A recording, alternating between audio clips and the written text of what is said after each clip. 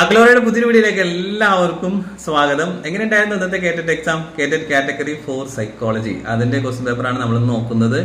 എങ്ങനെ ഉണ്ടായിരുന്നു? ഒറ്റ വാക്കിൽ പറഞ്ഞാൽ അടിപൊളി എക്സാം അല്ലേ? ഇത്രയും സിമ്പിൾ ആയിട്ടുള്ള ഒരു എക്സാം ഈ അടുത്ത കാലത്തൊന്നും ഉണ്ടായിരുന്നില്ല. ഡയറക്റ്റ് ആയിട്ടുള്ള ക്വസ്റ്റ്യൻസ് എനിക്ക് തോന്നുന്നു 30 മാർക്കും സ്കോർ ചെയ്യാൻ പറ്റുന്ന തരത്തിലുള്ള ക്വസ്റ്റ്യൻ ആണ്. ഇനി ഇതിനേക്കാൾ സിമ്പിൾ നിങ്ങൾ ചോദിക്കരുത്, അത്രയും സിമ്പിൾ ആയിരുന്നു കേട്ടോ. എന്തായിരുന്നാലും നമുക്ക് ക്വസ്റ്റ്യൻ ഡിസ്കഷനിലേക്ക് പോകാം, ആൻസർ കീയിലേക്ക് പോകാം. അപ്പോൾ ഇന്നത്തെ ആൻസർ കീ നമ്മൾ പറയുകയാണ്. ഇതൊരു ഒഫീഷ്യൽ ആൻസർ കീ അല്ല, പരീക്ഷാ ഭവന്റെ ചിലപ്പോൾ മാറ്റങ്ങൾ വന്നേക്കാം കേട്ടോ. പക്ഷെ ഇത് എനിക്ക് തോന്നുന്നു ഏറെക്കുറെ എല്ലാവർക്കും അറിയാവുന്ന, പ്രത്യേകിച്ച് ആൻസർ കീ ഒന്നും പറയേണ്ടെന്ന് തോന്നുന്നു. എന്നാലും നമുക്ക് നോക്കാം. ഒന്നാമത്തെ ചോദ്യം, ചിന്തയ്ക്ക് മേലുള്ള ചിന്ത ഏതാണ് എന്നുള്ളതാണ് ക്വസ്റ്റ്യൻ വരുന്നത്. എല്ലാവർക്കും അറിയാവുന്നതാണ്. എന്താണ്? ഓപ്ഷൻ സി ആണ് അല്ലെ, മെറ്റാ കോഗ്നിറ്റീവ് തിങ്കിങ് എന്നുള്ളതാണ് കറക്റ്റ് ആൻസർ ആയിട്ട് വരുന്നത്. സി ആണ്. ദെൻ അടുത്തത്, താഴെ പറയുന്നതിൽ പ്രക്ഷേപണ ശോധകമല്ലാത്ത പ്രൊജക്റ്റീവ് ടെസ്റ്റ് അല്ലാത്തത് ഏതാണെന്നുള്ളതാണ് ക്വസ്റ്റ്യൻ വരുന്നത്. ഏതാണ് കറക്റ്റ് ആൻസർ? ഓപ്ഷൻ എ ആണ് അല്ലെ, സോഷ്യോമെട്രി ആണ് കറക്റ്റ് ആൻസർ വരുന്നത്. ബാക്കിയൊക്കെ വേർഡ് അസോസിയേഷൻ ആയിരുന്നാലും sentence completion test, ink blot test ഒക്കെ, റോഷ ഇങ്ക് ബ്ലോക്ക് ടെസ്റ്റ് ഒക്കെ പ്രൊജക്റ്റീവ് ടെക്നിക്സിൽ പെട്ടതാണ് എന്ന് നമ്മൾ നേരത്തെ പഠിച്ചിട്ടുള്ളതാണ്, കോഡ് വെച്ച് പഠിച്ചിട്ടുള്ളതാണ്. ഓക്കെ. ദെൻ അടുത്തൊരു സിമ്പിൾ ചോദ്യം, സർഗാത്മകതയുടെ അഥവാ ക്രിയേറ്റിവിറ്റിയുടെ ചിന്തയുടെ ആദ്യ ഘട്ടം, ഫസ്റ്റ് ഘട്ടം ഏതാണെന്ന് ചോദിക്കുന്നത്. അതിന്റെ എല്ലാ ഘട്ടവും നമ്മൾ കോഡ് വെച്ച് പഠിച്ചിട്ടുള്ളതാണ്. ഫസ്റ്റ് ഘട്ടം നമുക്ക് ഒരു സംശയമില്ല, ഇതാണ് പ്രിപ്പറേഷൻ ആണ് അല്ലെ, സജ്ജീകരണമാണ് കറക്റ്റ് ആൻസർ. ഓപ്ഷൻ ബി ആണ് കറക്റ്റ് ആൻസർ ആയിട്ട് വരുന്നത്. അതിനടുത്ത ക്വസ്റ്റ്യൻ, അബ്രഹാം മാസ്ലോവയുടെ ആവശ്യകത ശ്രേണിയിൽ വ്യക്തിക്ക് വളർച്ചയ്ക്ക്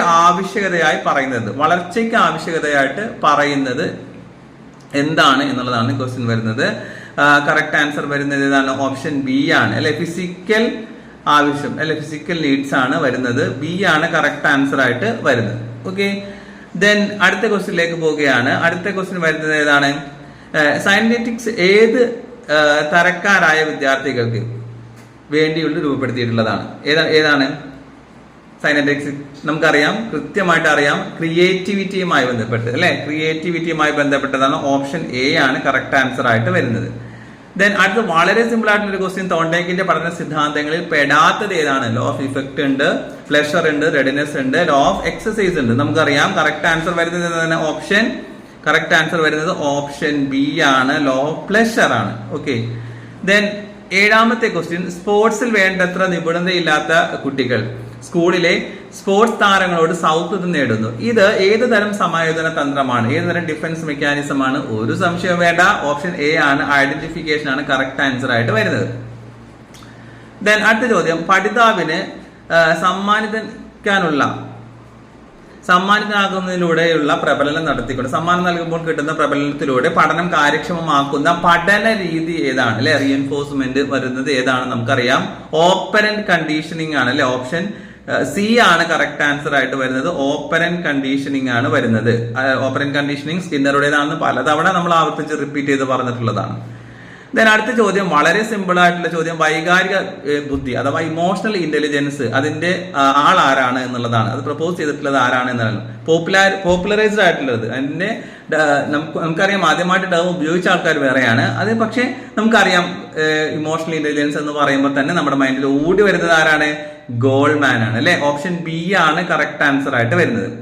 ഇനി ആദ്യകാല കാലഘട്ടത്തിൽ കുട്ടികളിൽ ഉണ്ടാകുന്ന ഈഡിപ്പസ് കോംപ്ലക്സ്, ഇലക്ട്രാ കോംപ്ലക്സ് എന്നിവയെ പറ്റി വിശദീകരിച്ചത് ആരാണ്? ഈഡിപ്പസ് കോംപ്ലക്സ്, ഇലക്ട്രാ കോംപ്ലക്സ് പലതവണ റിപ്പീറ്റ് ചെയ്ത് പറഞ്ഞിട്ടുള്ളതാണ്. ഏതാണ്?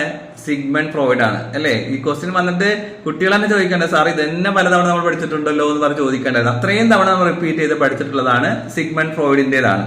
ഓക്കെ. താഴെ കൊടുത്തിരിക്കുന്നവയിൽ നിന്നും പ്രകടനപരമായ ബുദ്ധി പരീക്ഷയ്ക്ക് ഉദാഹരണം കണ്ടെത്തുക. ഏതാണ് താഴെ പറയുന്നത്? കറക്റ്റ് ആൻസർ ഇവിടെ പറഞ്ഞിട്ടുള്ളത് എന്താണ്? പെർഫോമൻസ് ടെസ്റ്റ് ഓഫ് ഇന്റലിജൻസ് ആണ്. ബി ആണ് കറക്റ്റ് ആൻസർ ആയിട്ട് വരുന്നത് കേട്ടോ. ഓപ്ഷൻ ബി ആണ് വരുന്നത്. Okay. Alexander spas along test എന്ന് പറയുന്നത്. ദെൻ അടുത്ത ക്വസ്റ്റിലേക്ക് പോകാം. 12ാമത്തെ ചോദ്യം, ചുവടെ നൽകിയിരിക്കുന്നവയിൽ ക്രിയേറ്റിവിറ്റിയുടെ സവിശേഷത അല്ലാത്തത് ഏതാണ് എന്നുള്ളതാണ്. ഉറപ്പായിട്ടും ഇതേ ക്വസ്റ്റ്യൻ തന്നെ റിപ്പീറ്റ് ചെയ്ത് പലതവണ നമ്മൾ പറഞ്ഞിട്ടുണ്ട് എക്സാമിന്. ഇതും റിപ്പീറ്റ് ആയിട്ട് വരുമ്പോൾ കുട്ടികൾ ചോദിക്കാറുണ്ട്, എന്താണ് സാർ ഇത് തന്നെ റിപ്പീറ്റ് ചെയ്ത് വരുന്നത് എന്നുള്ളത്. സോ അത്രത്തോളം ഇമ്പോർട്ടന്റ് ആയതുകൊണ്ടാണ് നമ്മളത് പഠിച്ചു പോയത്. കൺവേർജന്റ് തിങ്കിങ് ആണ്. സി ആണ് കറക്റ്റ് ആൻസർ വരുന്നത്. അതിനകത്ത് പെടാത്തത് കേട്ടോ, ബാക്കിയൊക്കെ അതിനകത്ത് വരുന്നതാണ്.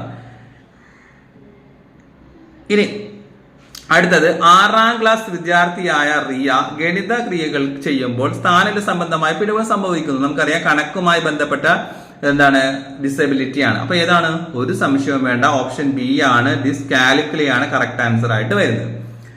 അടുത്ത ചോദ്യം, പഠിതാവിന്റെ യഥാർത്ഥ വികസന തലവും സംഘടിത യജ്ഞത്തിലൂടെയും കൈത്താങ്ങിലൂടെയും ആർജിക്കുന്ന വികസന ശേഷി തലവും തമ്മിലുള്ള വ്യത്യാസമാണ് എന്ത്? സോൺ ഓഫ് പ്രോക്സിമൽ ഡെവലപ്മെന്റ് അല്ലെ. കറക്റ്റ് ആൻസർ വരുന്നത് ഓപ്ഷൻ എ ആണ്. അടുത്ത ക്വസ്റ്റ്യൻ, പഠനത്തെ സംബന്ധിച്ച് സാമൂഹിക സിദ്ധാന്തവുമായി ബന്ധപ്പെട്ടിരിക്കുന്നത് സോഷ്യൽ ലേണിംഗ് തിയറി. ഒരു സംശയവുമില്ല, കറക്റ്റ് ആൻസർ ഓപ്ഷൻ ഡി ആണ്, ആൽബർട്ട് ബന്ദൂരയാണ് കറക്റ്റ്. അതിന്റെ ഇതൊക്കെ നമ്മൾ ചെയ്തിട്ടുള്ളതാണ്, ചാനലിൽ തന്നെ ചെയ്തിട്ടുള്ളതാണ് കേട്ടോ. അടുത്ത ക്വസ്റ്റ്യൻ, അനുവിന്റെ കാലിക വയസ്സ് 10 ആണ്, മാനസിക വയസ്സ് 14 എങ്കിൽ അവരുടെ IQ എത്രയാണെന്നുള്ളതാണ് ചോദ്യം. അതിന്റെ ഇക്വേഷൻസ് നമ്മൾ പഠിച്ചിട്ടുണ്ട്. ഇക്വേഷൻ ചെയ്ത് കഴിഞ്ഞാൽ തന്നെ കിട്ടുന്നതാണ്. കറക്റ്റ് ആൻസർ ഓപ്ഷൻ ബി ആണ്. എത്രയാണ് IQ? 140 ആണ് വരുന്നത്.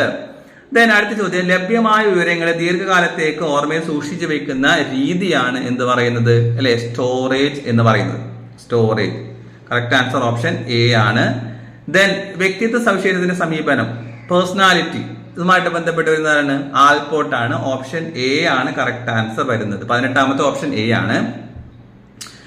അടുത്ത ക്വസ്റ്റ്യൻ, വിസ്മരണ ലേഖ എന്ന ആശയം കൊണ്ടുവന്നിട്ടുള്ളത് കറക്റ്റ് ആൻസർ വരുന്നത് PYQ ക്വസ്റ്റ്യൻ കൂടിയാണ്. ഓപ്ഷൻ ഡി ആണ് അല്ലെ, എബിംഗ് ഹാസ് എന്ന് പറയുന്നത്. എബിംഗ് ഹാസ്, ഡി ആണ് കറക്റ്റ് ആൻസർ വരുന്നത്.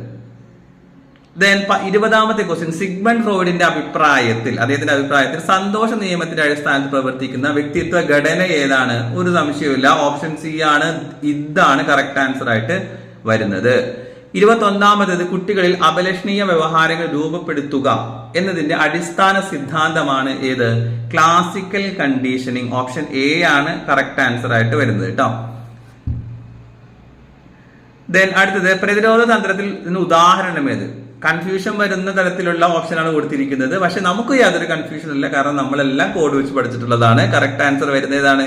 ഇതിനകത്ത് ഡിഫൻസ് മെക്കാനിസം എന്ന് പറയുന്നത് റിപ്രഷൻ ആണ് അല്ലെ. കറക്റ്റ് ആൻസർ വരുന്നത് റിപ്രഷൻ ആണ്. ഓക്കെ. 23ാമത്തെ ക്വസ്റ്റ്യൻ, അത് ഏതുമായിട്ട് ബന്ധപ്പെട്ടതാണ്? Concept attainment model. ഒരു സംശയമില്ല, റിപ്പീറ്റ് ചെയ്ത് പഠിച്ചിട്ടുള്ള സംഭവം തന്നെയാണ്. ഓപ്ഷൻ ബി ആണ്, ബ്രൂണറുടേതാണ് അല്ലെ. നമ്മൾ പറഞ്ഞു സ്പൈറൽ കരിക്കുലം, അതുപോലെ തന്നെ ഡിസ്കവറി ലേണിംഗ് ഒക്കെ അദ്ദേഹത്തിന്റേതാണ് വരുന്നതെന്ന് പഠിച്ചു. 24ാമത്തെ ചോദ്യത്തിലേക്ക് നമ്മൾ പോവുകയാണ്. 24ാമത്തെ ചോദ്യം എന്ന് പറയുന്നത്, ചുവടെ നൽകിയിട്ടുള്ളത് സിഗ്മണ്ട് ഫ്രോയിഡുമായി ബന്ധപ്പെടാത്തത് ഏതാണെന്നുള്ളതാണ്. ഏതാണ്? സൈക്കോ അനാലിസിസ് അദ്ദേഹത്തിന്റെയാണ്. ഇതിനകത്ത് നമുക്ക് അറിഞ്ഞുകൂടെങ്കിൽ പോലും നമുക്കറിയാം, ഡ്രീം അദ്ദേഹത്തിന്റെ അല്ലെ, ഈഗോ ഡിഫൻസ് മെക്കാനിസം അദ്ദേഹത്തിന്റെയാണ്. അതുപോലെ ഡ്രീം ഇന്റർപ്രിട്ടേഷൻ അദ്ദേഹത്തിന്റേതാണ്. കണ്ടീഷനിങ് എന്ന് പറയുന്നത് അദ്ദേഹത്തിന്റേതല്ല. ഓപ്ഷൻ ബി ആണ് അതിനകത്ത് പെടാത്തത്. ബി ആണ് 24ാമത്തെ ആൻസർ ആയിട്ട് വരുന്നത്. അടുത്തത്, മീനിങ് ഫുൾ ലേണിംഗ് ആരുടേതാണ്? ഒരു സംശയമില്ലല്ലോ, മീനിങ് ഫുൾ ലേണിംഗ് ആരുടേതാണെന്നുള്ളത് ആരാണ്? ഒസബൽ. ബി ആണ് കറക്റ്റ് ആൻസർ ആയിട്ട് വരുന്നത്. ബി ആണ്. ഇനി പിയാഷെയുടെ വൈജ്ഞാനിക വികാസ സിദ്ധാന്തവുമായി ബന്ധപ്പെടാത്തത് ഏതാണ്? അതിനും സംശയമില്ലല്ലോ, ഒരു സംശയവുമില്ല. ഓപ്ഷൻ എ ആണ്, സ്കഫോൾഡിംഗ് ആണ് ബന്ധമില്ലാത്തത്. Assimilation accommodation സ്കീമൊക്കെ അദ്ദേഹത്തിൻ്റെതാണ്. പലതവണ റിപ്പീറ്റ് ചെയ്ത് പഠിച്ചിട്ടുള്ളതാണ്. തെറ്റായ ജോഡി ഏതാണെന്നുള്ളതാണ്. തെറ്റായ ജോഡി, തിയറി ഓഫ് മോട്ടിവേഷൻ. നമുക്കറിയാം അബ്രഹാം മാസ്ലോ, ചിലർക്ക് സംശയം വരും നീഡ്സ് ആണെന്നുള്ളത്. നീഡ്സ് ആണ്, പക്ഷെ അദ്ദേഹത്തിന്റെ തിയറി എന്താണ്?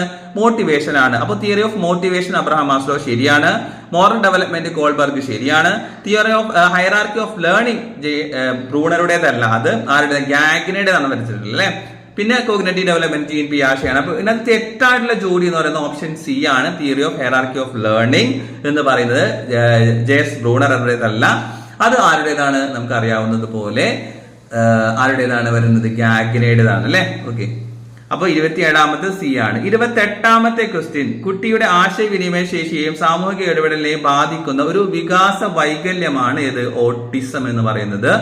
സി ആണ് കറക്റ്റ് ആൻസർ വരുന്നത്. അടുത്തത്, സന്തോഷകരമായ ഒരു ചോദകത്തെ എടുത്തു മാറ്റുന്നത് ഏതാണ്? സന്തോഷകരമായ ചോദകത്തെ എടുത്തു മാറ്റുന്നത്, ആഡ് ചെയ്യുന്നത് പോസിറ്റീവ് റീഇൻഫോഴ്സ്മെന്റ് ആണ്. ഓപ്ഷൻ ബി ആണ്, നെഗറ്റീവ് റീഇൻഫോഴ്സ്മെന്റ് ആണ് കറക്റ്റ് ആയിട്ട് വരുന്നത്. ഓക്കെ.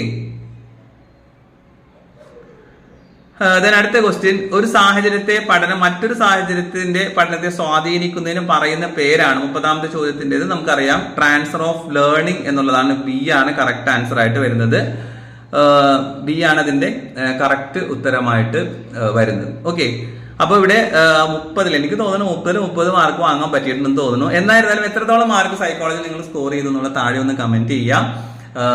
എന്തായിരുന്നാലും നല്ലൊരു ക്വസ്റ്റ്യൻ പേപ്പർ തന്നെയായിരുന്നു കേട്ടോ, നല്ലൊരു ക്വസ്റ്റ്യൻ പേപ്പർ ആയിരുന്നു. അപ്പൊ ഒരുപാട് പിള്ളേര് നല്ല കമന്റ്സ് നമുക്ക് ഒരുപാട് സന്തോഷം. സാർ സൈക്കോളജി എന്താ പറയാ, ഞങ്ങൾക്ക് ഭയങ്കര എളുപ്പമായിരുന്നു, കോഡൊക്കെ ഭയങ്കര അടിപൊളിയായിരുന്നു കിട്ടി എന്നൊക്കെ പറഞ്ഞ് ഇങ്ങനെ ഓരോന്ന് കാണുമ്പോൾ നമുക്ക് ഭയങ്കര ഭയങ്കര സന്തോഷം വരുന്നുണ്ട്. So thank you so much. എന്തായിരുന്നാലും എല്ലാവരും കേട്ടിട്ട് പാസ്സാകട്ടെ.